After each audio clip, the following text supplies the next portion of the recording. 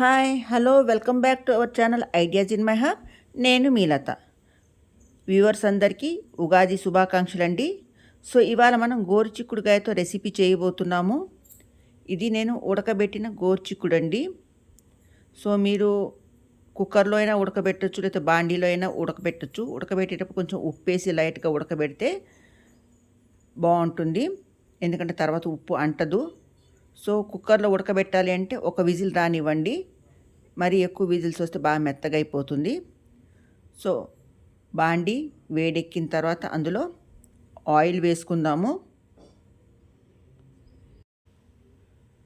చాలా తొందరగా అయిపోతుంది రెసిపీ ఇది. రాత్రే మనం గోరుచిక్కుడుకాయలు వలిచి బాక్స్లో పెట్టి ఫ్రిడ్జ్లో పెట్టేసేసుకుంటే తొందరగా చేసేయచ్చు. ఆయిల్ హీట్ ఎక్కింది, అందులో మనం తిరగమాత గింజలు వేసేసుకుందాము.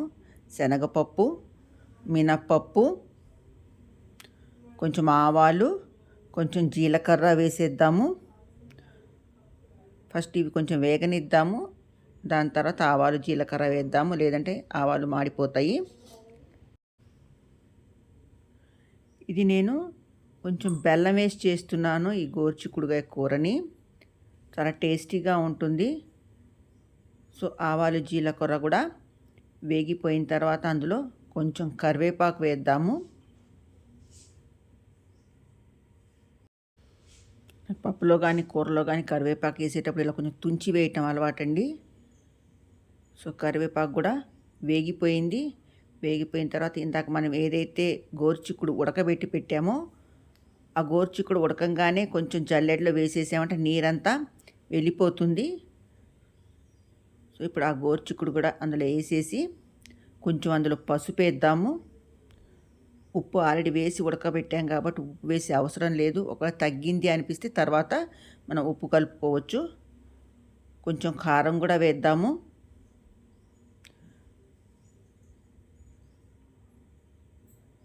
సో మీరు తినే స్పైసీని బట్టి కారం కలుపుకోండి.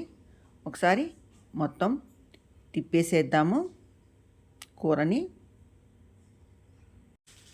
సో ఈ కూర రకరకాలుగా చేయొచ్చండి. కొబ్బరి వేసి చేస్తారు, శనగపప్పు వేసి చేస్తారు. ఇలా కొంచెం చింతపండు గుజ్జు బెల్లం వేసి చేసినా కూడా చాలా టేస్టీగా ఉంటుంది కూర. సో చింతపండు గుజ్జు ముందరగానే తీసి పెట్టా నేను. సో అందులో కొంచెం చింతపండు గుజ్జు, అలాగే కొంచెం బెల్లం వేద్దాము. చూసారు కదా, ఎక్కువ వేయను, కొంచెమే వేస్తాను. సో మీరు చేసే కూర క్వాంటిటీని బట్టి చింతపండు గుజ్జు బెల్లము మీరు యాడ్ చేసుకోండి. ఒకసారి మొత్తం తిప్పేసేద్దాము కూరని.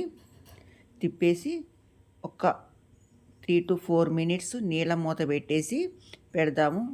దాని మూలంగా చింతపండు గుజ్జు మొత్తం ఆ కూరకు అంటుతుంది, అలాగే బెల్లం కూడా కరిగిపోయి మొత్తం కూరకి పడుతుంది.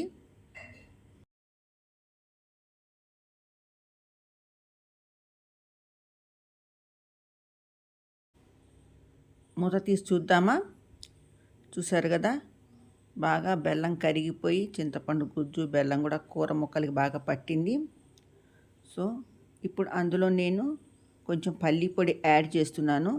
ఆల్రెడీ నేను పల్లీలు వేయించి పొడి కొట్టి పెట్టుకున్నాను. కొంచెం ఒక 2 spoons అందులో పల్లి పొడి యాడ్ చేద్దాము.